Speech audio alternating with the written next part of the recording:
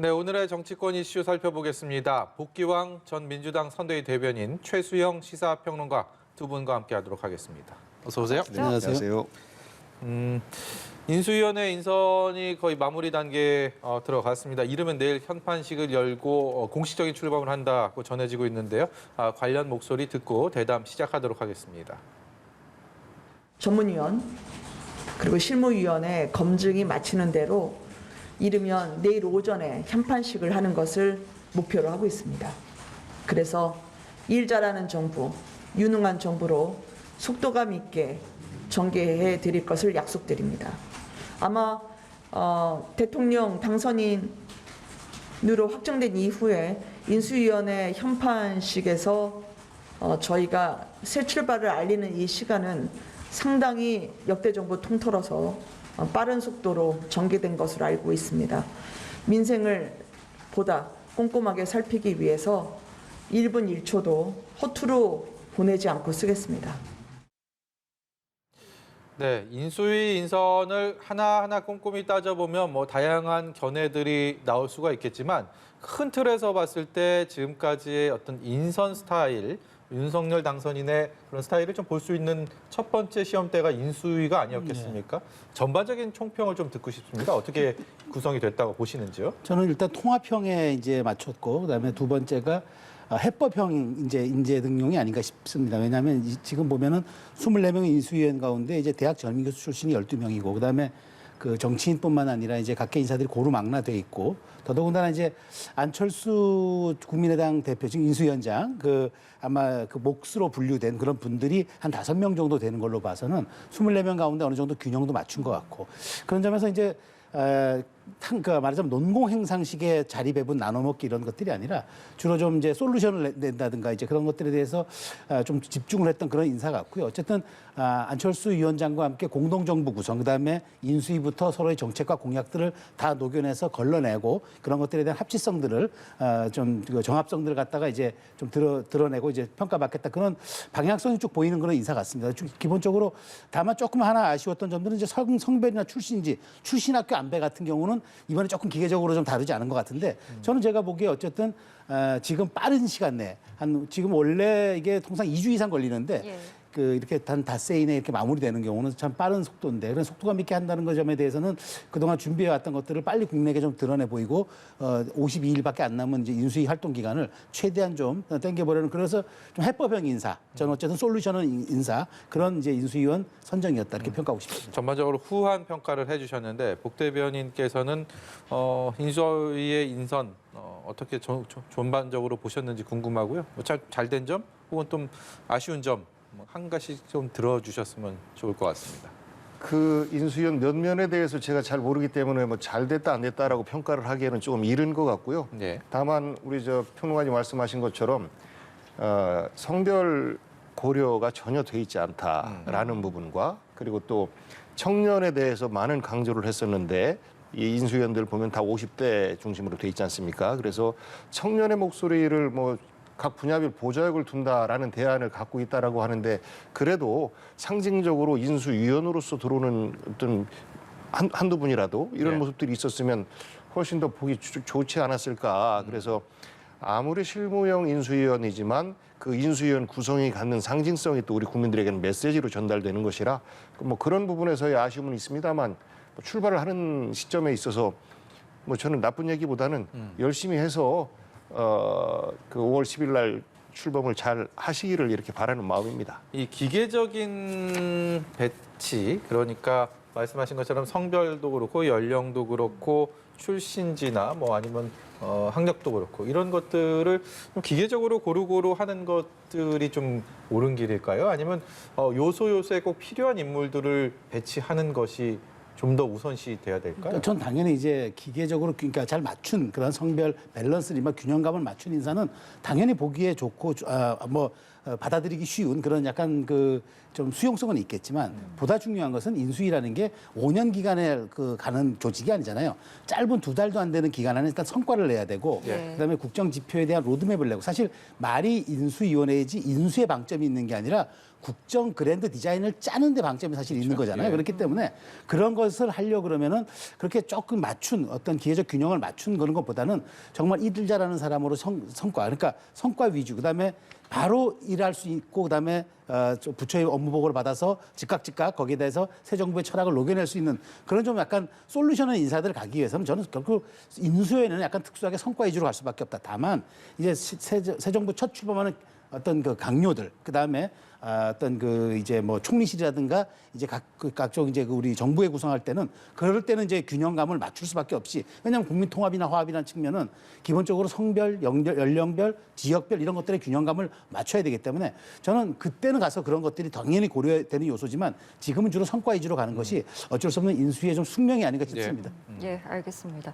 그리고 어제 좀 갑작스럽게 무산이 됐던 문 대통령과 윤 당선인의 회동과 관련해서는 양측 모두 의견 조율이 이루어지고 있다라고 밝힌 상황입니다. 하지만 정치권에서는 이미 좀 회동 의제와 관련해서 이견을 드러내면서 후폭풍이 이어지고 있는 상황인데 잠정 연기된 상황에서 인수인계 차질은 물론이고 뭔가 성공적인 국정 운영에 좀 문제가 생기는 게 아니냐라는 우려의 목소리들은 계속 나오고 있거든요. 인수인계의 차질은 뭐 없을 것 같고요. 그 부분은 이제 정부 부처 간에 실무적으로 진행이 되는 것이기 때문에 청와대의 직원들이 직접 가서 업무를 이렇게 인수인계하는 과정이 아니고 정부 업무를 인수인계하는 거기 때문에 그 부분에 대한 걱정은 안 해도 될 텐데, 그러니까 신구 정권 간에 그래도 좀 국민들이 볼 때 좋은 모습으로 그 이양되는 모습을 보여줬으면 하는 좀 그런 아쉬운 감정에 대해서는 아마 지지자든 지지하지 않았든 모두 다 똑같은 마음일 거예요. 그런데 저희들이 생각할 때는 신임 대통령이 전임 대통령을 존중을 하면 국민들이 참 아름답게 봅니다. 더더군다나 당도 다르고 할 때는 더더군다나 더 그렇죠. 그런데 신임 대통령이 전임 대통령에 대해서 흠을 자꾸 이야기하려고 하고 당선인이 대통령에게 뭐 예를 들어서 현재는 당선인이니까 예. 당선인이 그 현직 대통령에게 이러저러한 요구를 하고 그리고 회동 전에 2가지가 크게 문제가 됐던 거 아니었습니까? 그 국민의힘 또 혹은 뭐 인수위 당사자들 입에서 특히 또 권성동 의원 뭐 사실상 최고 실권자다 이 정부에 새로운 정부에 뭐 그렇게 얘기되는 분이 뭐 검찰총장 인사에 대해서도 이야기하고 일부 공공기관장 인사에 대해서도 비판을 하고 그리고 또 더더군다나 그 MB 사면에 대해서도 너무 노골적으로 마치 해야 된다라는 식으로 이런 압박을 통해서 주장을 했어요. 그런데 그것에 대해서 문재인 대통령께서 이것을 받을지 안 받을지에 대한 준비가 안 돼 있는데 이것을 회동의 의제로 올리면 사실 불편해질 수밖에 없는 거 아니겠습니까? 그래서 이 회동의 의제와 관련해서 이런 불편한 점들을 최소화시키는 것이 회동을 중재하는 장제원 의원과 이철희 정무수석의 몫인데 이런 부분에 있어서 제대로 되지 않았겠느냐. 그리고 상식적으로 볼 때 그 현 대통령이 그 회동에 대해서 하지 말자 이럴 이유가 없어요. 언제든지 그 당선자께서 요청을 하면 받는데 이것이 사실 어떤 주제를 정해서 만나는 건 아니거든요. 우리 여러분들께서 오바마와 트럼프의 만남 이런 것들을 예를 드는데 주제를 갖고 만나는 게 아니에요. 서로 이제 처음에는 인사를 하고 여기에서 또 한 라인을 통해서 어떤 국민들이 궁금해하는 그 신임 당선자가 취임하기 전에 풀어야 될 과제들이 있을 때 이것들을 실무자 차원에서 한번 조율해보고 그럼 이것에 대한 성과를 같이 나눠가고 이러는 것들이 그동안의 모습이었었는데 이번에는 조금 무리하게 그 첫 번째 회동에서 어떤 성과를 따려고 했던 것 아닌가 이런 그 생각을 좀 갖게 됩니다. 예. 존중의 마음이 좀 부족하지 않았냐라는 지적이신데요. 저는 어쨌든 이거는 그 상당히 국민에게 협치와 국민 통합에 대한 좀 약간 위기감을 느끼게 해준 그런 사건이 돼버렸는데 사실 이렇게 미묘한 갈등이 신구 권력 간에는 있습니다. 그러나 이렇게 정면으로 부딪힌 적, 이렇게 회동이 무산되거나 4시간을 앞두고 이렇게 무산된 이런 참 이례적인 경우인데요. 저는 이렇게 생각합니다. 그러니까 기본적으로 이런 부분들이 저는 의제 조율이라는 거는 제가 보기에 양쪽이 서로 이제 말하자면 이게 핑계거리를 찾은 것 같고요. 사실 의제라는 거는 신구 당선인 간의 의제라는 거는 1997년 김대중 당선자와 당시 김영삼 대통령 간의 그 전두환 노태우 특사 문제와 그다음에 IMF 협정으로 인해서 이것을 그러니까 이행할 것이냐 말 것이냐 그것이 굉장히 중요했기 때문에 그 분야에 대한 합의문은 냈어요. 그 이후에는 이 어떤 의제를 가지고 신구 당선인이 만난 적이 없습니다. 그렇기 네. 때문에 저는 사실 의제를 얘기하는 건 좀 뭔가 이게 감정의 저는 고리라고 저는 생각을 하는데 네. 어찌되었건 지금 더더군다나 이게 권력이 순조롭게 이양이 아니라 정권이 교체돼서 가는 것들이기 때문에 국민들은 사실 두 분의 아름다운 모습들을 좀 화합하고 그다음에 협조하겠다, 아이고 뭐 감사합니다 이렇게 하는 그런 아름다운 모습을 기대했는데 사실 이게 뭐 국가 간 정상회담도 아니거든요. 의제 조율이 안 됐기 때문에 만나지 못했다는 말은 사실 우리가 좀 안고 있는 협량의 정치를 좀 보여준 게 아닌가 싶고 좀 예. 안타깝고 빨리 저는 어쨌든 늦지 않게 다음 주라도 인수위가 출범한 다음이라도 두 분이 만나야 되고 이렇게 9일을 넘겨서 만난 사례도 사실 없습니다. 없기 때문에 지금 더 그 대통령께서도 문재인 대통령께서도 선거 끝나자마자 우리가 이제는 갈등의 고리를 딛고 분열을 넘어서 이제는 통합의 정치로 가야 된다 그랬고 당연히 윤석열 당선인도 지금 통합의 정치를 가장 큰 모토로 내걸지 않았습니까?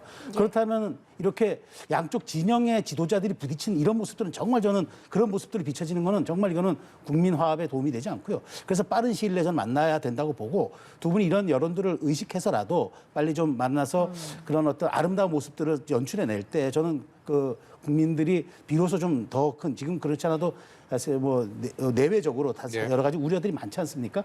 그렇기 때문에 그런 점들을 좀 불식시켜 줘야 되기 바라고요. 어쨌든 저는 이 정권 교체가 일어날 수 있는 일이지만 조금 이례적인 것이고 이건 두 분이 통 크게 풀어야 된다. 그 말씀 드리고 싶습니다. 예. 그럼에도 불구하고 특히 지금 인사권 행사를 두고도 지금 이견이 여전한 것으로 확인이 되고 있는데요. 박수현 청와대 국민소통수석의 이야기 듣고 대담 이어가도록 하겠습니다. 방침 방향을 별도로 설정할 필요도 없이 그럼 대통령의 인사권에 해당하는 문제입니다. 그래서 그것에 대해서 왈가왈부하는 것은 옳지 않다고 생각합니다. 5월 9일까지가 임기인데 인사권을 문재인 대통령이 하시지 누가 합니까? 그거는 상식 밖의 이야기고요. 다만 두 분이 만나셔서 나누실 수 있는 말씀 중에는 여러 가지가 다 포함될 수 있다는 뜻이지요. 인사권을 어떻게 문재인 대통령이 정해진 인사권을 행사하지 않을 수 있습니까? 그건 상식 밖의 일입니다.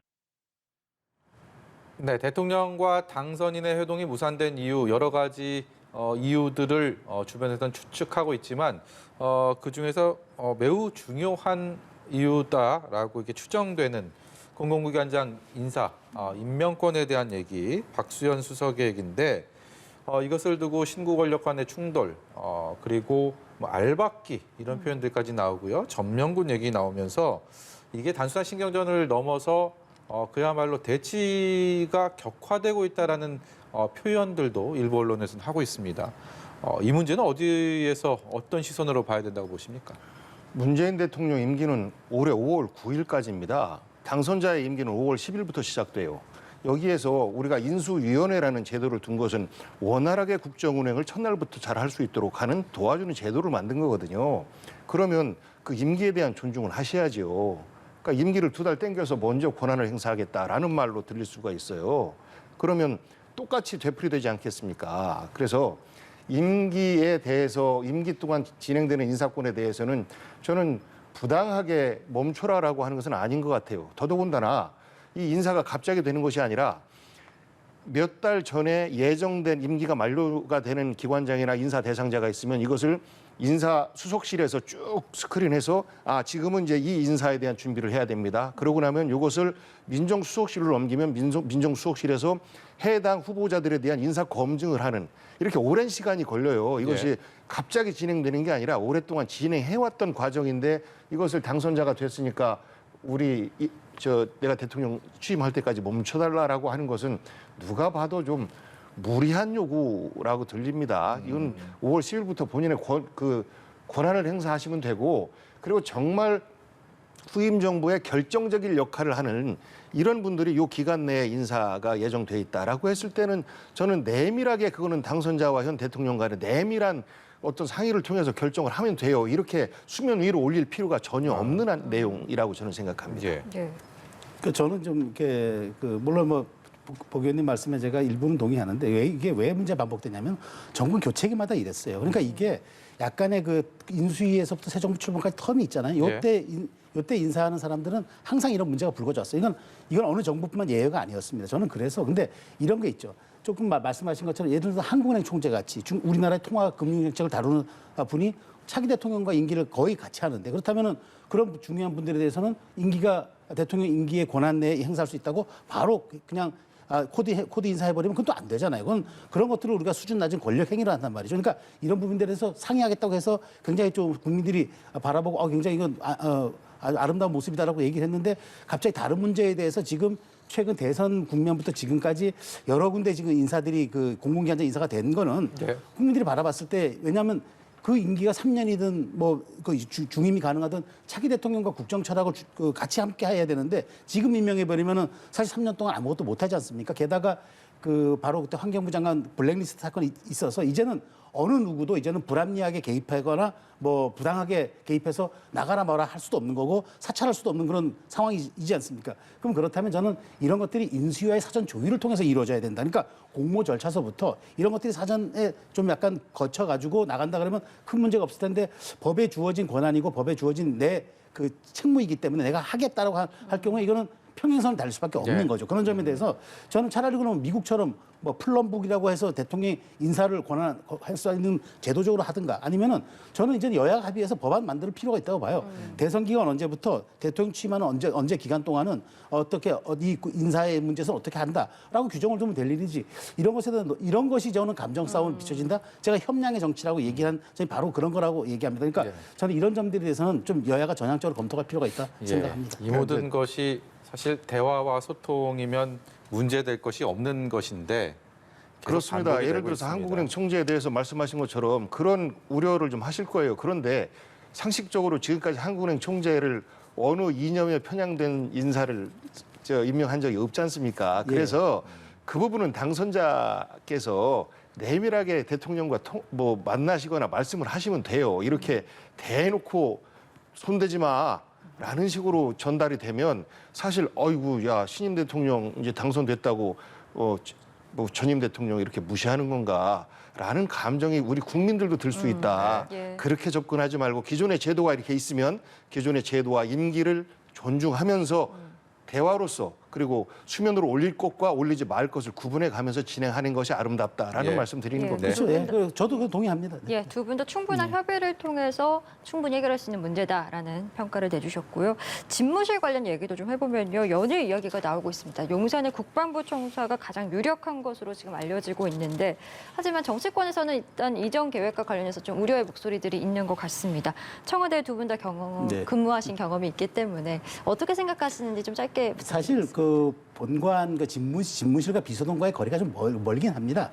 여름에 한번 뛰어가려고 그러면은 땀으로 범벅이 되는 거리기도 하고 또 그런 물리적 거리가 사실 심리적 거리도 이렇게 약간 영향을 끼치는 것도 사실입니다. 그래서 저는 문재인 대통령께서도 광화문 시대의 대통령이 되겠다. 다만 그 경호 문제 때문에 못 하신 거고 윤석열 당선인은 이걸 하겠다고 해서 지금 밀어붙이는 거 아니겠습니까? 근데 저는 그 모토가 제왕적 대통령제의 청산이고 그다음에 국민과의 소통을 가까이 하겠다는 거고 퇴근길에 국민과 만날 수도 있다는 거고 이런 정신을 저는 살리면 되는 문제인데 다만 여기에 경호와 보안의 문제가 있기 때문에 오늘 제가 알기로 윤석열 당선인과 안철수 위원장이 저녁에 만나서 이 문제를 매듭짓는 거로 저는 이제 들었습니다만 보도를 봤습니다만은 저는 대통령 당선인께서 이 점에 대해서는 조금 더 본인의 원칙과 본인의 왜 이것을 꺼냈는지의 정신에 맞는 쪽으로 저는 결정을 지으면 된다 그렇게 생각합니다. 문 대통령께서도 못내 아쉬워하셨습니다. 왜냐하면 광화문에서 그 촛불을 든 시민들이 사실 대통령으로 뽑아주신 거기 때문에 그 정신을 살리겠다라고 하셨던 건데 그것이 이제 여러 가지 그 경호상의 문제 때문에 안 됐던 것인데 국민과 소통하는 것 사실 광화문에 계시다 하더라도 밖에 안 내다 보시면 소통이 안 되는 겁니다. 그래서 장소의 문제는 아니다라는 생각 말씀드리고 청와대가 지금은요 문재인 대통령께서 비서동이라고 얘기하는 여민 1, 2, 3동이 있지 않습니까? 여기 여민 1동에서 계세요. 회의도 거기서 하시고 직무도 거기서 보시고 그러기 때문에 저희들 보고 드릴 때 저는 그 여민 1동의 1층에 근무했으니까 바로 3층으로 쫓아 올라가면 보고가 가능합니다. 그래서 뭐 뛰어가서 뭐를 한다 그런 거 아니고요. 그래서 현재 문 대통령께서는 본관은 주요한 의전 행사나 주요한 뭐 공개 회의나 이런 것 아니면 사실 거의 다가 3층에서 근무를 하시기 때문에 그 말씀하시는 참모들과의 소통 문제나 결제 문제나 이런 것들은 뭐 이야기가 안 되는 것이고, 그다음에 국방부로 간다. 이 부분에 대해서는 우리 국민들께서 많은 걱정을 하실 것 같습니다. 국방부의 담장은 청와대보다 훨씬 더 높습니다. 여긴 군사 시설이에요. 그리고 많은 전략 자산들이 그쪽에 들어가 있어서 무엇이 들어가 있는지도 알리지 않습니다. 이미 우리가 그 대한민국 탄생 이후에 그리고 6.25 전쟁 이후에 많은 자산들이 그쪽에 가 있어서 이런 것들을 어떻게 옮겨야 될지에 대한 정말 오랜 기간 동안 거쳐서 고민을 해야 되는 부분인데 이것을 이렇게 갑작스럽게 결정해도 되는 것인가. 그리고 국방부로 들어갔을 때 국민들과 소통은 어떻게 할 것인가라는 것이 주객전도 된 거 아닌가라는 우려가 하나 있고, 또 하나는 우리나라가 사실 분단된 국가에서 늘 안보에 불안정성이 문제 아닙니까? 그런데 대통령이 국방부와 함께 근무한다? 군사시설에서 근무한다라고 하는 것은 굉장히 해외적으로도 위험한 시그널이 되지 않을까 이런 우려가 돼요. 그리고 이전 비용도 그냥 뭐 단순히 뽑아봐도 한 500억 정도 이상이 된다라고 하는데 이것을 어느 예산에서 전용할지 예비비에서 전용해서 쓸 것 같은데 이런 부분에 대해서도 그럼 다음 대통령이 난 용산은 너무 싫어. 다시 청와대 갈 거야. 그럼 또 그 예산을 또 드려야 되는 건가요? 그래서 저는 상식적으로 우선은 한 1, 2년 동안 국민들의 의견도 듣고 그리고 딴 데로 좀 이전해서 근무를 해야 되겠다라고 하면 준비를 하는 시간을 갖고 가시는 게 맞다. 왜 이렇게 첫날부터 지금 현재 있는 청와대는 절대 안 들어간다라고 말씀하시는지 사실 너무 조급한 것 아닌가. 이런 걱정들을 우리 국민들께서 하고 계실 것 같습니다. 그러니까 저는 청와대 이전이라는 게 이제 권위주의 잔재를 청산하자는 데 방점이 있잖아요. 그래서 국민 곁으로 다가가겠다는 것 아니겠습니까? 그럼 그 정신을 저는 살리면 된다고 보고, 그렇기 때문에 저는 인수위 기간 동안 국민 여론과 수용성 문제도 중요하다고 봅니다. 그런 점에서 인수위가 이 점에 대해서 이제 대통령의 당선의 의중이다. 소통 문제는 대통령 당선의 의중이죠. 하겠다면 어떻게든 할 수 있습니다. 그렇기 때문에 이 문제 지금 용산이냐 광화문이냐 이 문제는 지금 대통령 당선의 의지를 한번 전 볼 필요가 있겠다 그런 생각입니다. 네. 그러니까 아까 제가 주객전도라고 말씀드렸는데 지금은 본질은 국민과의 소통 문제가 아니고 지금 있는 청와대 터에 들어가기 싫다라고 들리는 것이 문제입니다. 예. 자칫 당선자의 메시지가 국민들에게 잘못 전달될 수 있기 때문에 예. 그런 겁니다. 알겠습니다. 민주당 얘기 좀 해보겠습니다. 민주당은 그야말로 윤호중 비대위원장, 윤호중 비대위 체제에 대한 찬반 이 여론으로 굉장히 뜨겁습니다. 오늘 뭐 초선 재선 의원들과의 또 만남도 예정돼 있고 만났고 어떤 얘기들을 나눴는지 아직 공식적으로 나오지는 않았는데 일단은 좀 어떻게 풀어야 된다고 생각하십니까? 이 대선 패배 이후에 사실 비대위가 해야 될 역할들이 굉장히 중요한데 이 구성 자체 게다가 비대위의 선장에 대한 불신임 여론이 형성됐다. 이 부분은 간단하게 볼 수 있는 상황은 아닌 것 같은데. 뭐 전체 여론이라기보다는 이제 다양한 의견들의 표출이겠죠. 원래 선거에서 진 집은 그런 분란에 휩싸일 수밖에 없고 그런 분란 속에서 많은 지혜들이 모아가면서 다시 재정비되는 과정이다. 예. 이렇게 보시면 될 것 같습니다. 뭐 어느 목소리가 잘못됐다라고 말씀드리기는 좀 그런 것 같고 윤호중 대표 위원장도 사실 독배라고 표현했지 않습니까? 네. 이 사실 누가 맡아도 이 대선 패배 이후에 혼란을 수습해야 되는 과제가 있는 건데 다른 사람을 추천을 하면 그럼 그 다른 사람에 대해서 모두가 흔쾌히 동의가 되나요? 그렇게 안 됩니다. 그래서 여러 의견들을 비대위 운영 과정에서 다음 당대표 뽑을 때까지 제대로 잘 관리를 하고 지방선거에서는 우리가 대선 이후에 또 5월 10일, 9일 날, 10일 날 취임 이후에 불과 얼마 안 남겨놓고 지방선거를 치르는 거니까 이때까지 관리를 잘 해달라라는 이제 임무가 주어진 것이라서 저는 곧 선거 모드로 들어가고 하면 현재 이런 다양한 의견들은 조금 물밑으로 들어가지 않을까 이런 기대를 하고 그리고 나서 본격적으로 당내 재정비는 다음번 당대표 약 8월로 예정돼 있는 당대표 선거 경선 때 그때 또 여러 가지 목소리들이 나와서 그 목소리들을 당의 전체 목소리를 화합해내는 이런 진통의 과정이 대선을 패배한 민주당에게는 숙명처럼 이렇게 주어져 있다라는 말씀입니다. 그러기 위해서는 6월 달에 있는 지방선거라는 것이 워낙에 또 큰 선거이기 때문에 이것을 이 비대위가 정상적으로 끌어가지 않는 이상 굉장히 어려운 싸움이 되지 않겠습니까? 그렇습니다. 그래서 현재 비대위를 뭐 다시 고친다라고 하는 것에 대해서 그럼 어떻게 할 건데라고 하면 답을 못 내놓습니다. 그러니까 현재 여러 우려에 대해서 말씀드리는 것은 그런 우려를 감안하면서 비대위 운영을 해라라는 어떤 그 목소리로 이렇게 해석을 하면 되지 않나 싶습니다. 예, 어제 광주에서 비대위 회의를 열었던 민주당 대선 패배에 대해서 거듭 사과를 하면서 또 조국과 관련된 반성론이 또 언급이 되기도 했습니다. 이를 언급한 최이배 의원이 또 사퇴를 요구하는 목소리들도 지금 내부에 있는데 사실상 쇄신과 변화를 이제 해야 할 민주당 입장에서 계속해서 이렇게 파열음이 나타나는 것, 이 상황 좀 어떻게 보시는지요? 그 뭐 복 의원님께서 조금 전에 뭐 진 정당의 숙명과도 같아 말씀하셨는데 사실 숙명이죠. 그게 어쩔 수 없습니다. 그런데 저는 그래요. 이게 지금 윤호중 체제가 지금 좀 약간 논란이 되는 이유는 전 두 가지라고 봅니다. 첫 번째가 왜 원내대표는 대선 패배 책임에서 자유롭지 않느냐가 하나가 있는 것 같고, 과연 이게 쇄신이냐?